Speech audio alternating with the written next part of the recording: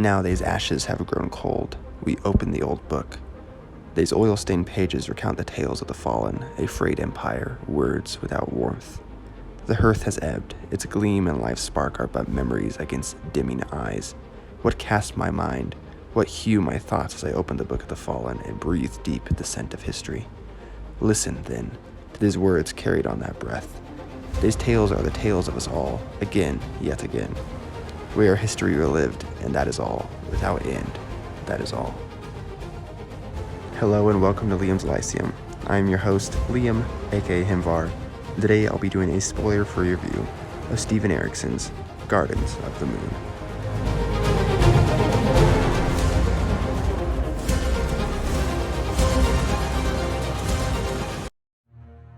Gardens of the Moon is a 1999 novel by Steven Erikson and first in the Malazan Book of the Fallen. It was first published in the United States in 2004. This was not Erikson's first novel, as he had already had 4 others published under the nom de plume, Steve London. This review will be a little different than my normal ones, forewarning. Buckle up. I first heard of Malazan back in 2017. I had just started The Wheel of Time. I was eagerly awaiting Oathbringer, Book 3 of the Stormlight Archives release. I shrugged it off because I already had a lot of books on my plate. Here we are, 4 years later, and I have more books on my plate. In those 4 years, though, my tastes have evolved. For example, just a couple years ago, I never had any thought to read A Song of Ice and Fire. But a year ago, I read the first 3 and enjoyed them. Well, if I had asked Liam 4 years ago if I'd enjoy them, I would have laughed. The more I've read, the more I found myself enjoying more types of books. And I feel like I now have the proper expectations. And it is now time for me to start my Malazan journey. Expectations are extremely important, and so it's necessary to know that there is no main character in Gardens of the Moon. While you could focus on the American War of Independence by only focusing on George Washington, or maybe 1 or 2 others, this is a much larger scope and you get lots more. Also, those characters aren't safe. Some will die. This story takes place on the continent of Genebakis as the Malazan Empire campaigns against the free cities. At the point where the story takes place, only 2 cities still hold out from annexation by the conquering Malazan Empire, Pale and Darujistan. The magic in this world is not rare or subtle like it is in The Lord of the Rings or A Song of Ice and Fire. It's a high fantasy world where it's well known and thrown around like the Forgotten Realms, and this was based off of Dungeons & Dragons and GURPS originally, so that's not too surprising. Also, the magic is not going to be meticulously explained like it would in a Brandon Sanderson novel. Similarly to Forgotten Realms as well, the gods are very much active and mingle with mortals. The story starts with one Gnos Perrin as he stands on the battlements of Mox Hold, looking out over Malaz City, during a small conflict involving magic. He is only 12 and wishes to be a hero. We also see a couple of bridge burners in Surly, who is the founder of some dark cult of assassins and is claiming the throne as Empress since the Emperor seems to be missing. She's also renamed herself to Last Seen. Things are thrown around, you won't really understand them because you won't have all the information, but you'll see the intrigue and conflict right away. We also have this gem of a quote, "Every decision you make can change the world. The best life is the one the gods don't notice. You want to live free, boy. Live quietly," unquote. If it wasn't apparent in the prologue, it's quite clear in Chapter 1 that this is a dark world.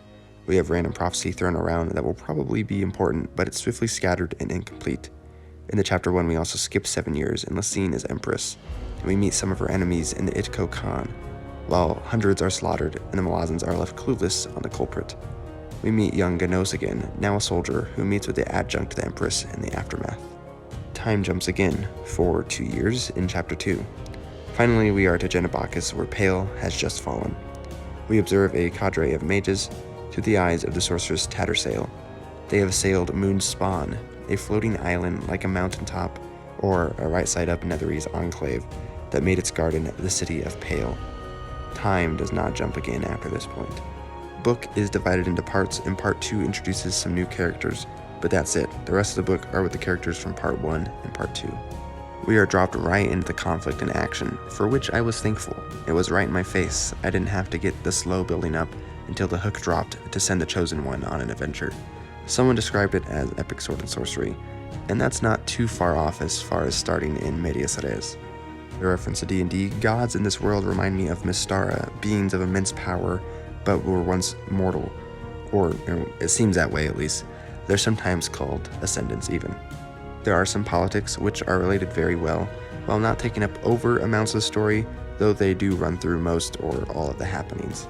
It is dark military fantasy as well. Expect lots of soldiers and assassins and mages, but do expect for there to be a nice mix of male and female characters filling these roles. There are also lots of organizations, beings, and such, all extremely well built and talked about without much explanation. This is fine because there were several times when it seemed some explanation was actually necessary, and right after I'd have the thought, Erikson would actually explain it in some way. Along these lines, Erikson's foreshadowing is perfect. You can guess what's going on with precision if you are paying attention. Everything is connected. Erikson does a really good job of making the story seem realistic, which I'll get into more later. But it is a little gruesome, though I didn't find it overly so. Erikson seemed to be trying to explain battle in a realistic manner rather than just being gratuitously gory. I do hear it gets a little bit more gory, at least in later books. This is a big point for a lot of people, but I would like to say that the writing is a little dense, but I didn't find it difficult or boring, and definitely not purple. And I guess you could call it a slow burn, but it's really quite exciting, and the immersion into the world is fantastic. To me, if you like the beginning of the Dragonbone Chair and or Dune, you'll like this. If you like Crossroads of Twilight, you're probably not human, and I honestly couldn't say if you'll like this or not. Honestly, Erikson seems to be trying to help, as all atmosphere comes from what's happening. He doesn't even mince his words. He hardly describes people, objects, or places with any physical description. This is fine, since what you imagine will be largely ignoring some descriptions he throws out anyhow. Hardly any adjectives or adverbs are used either. His descriptions are concise when they are there at all, which is why you need to pay attention. What I mean mostly by that last remark is that things are happening, even if sometimes it seems really slow.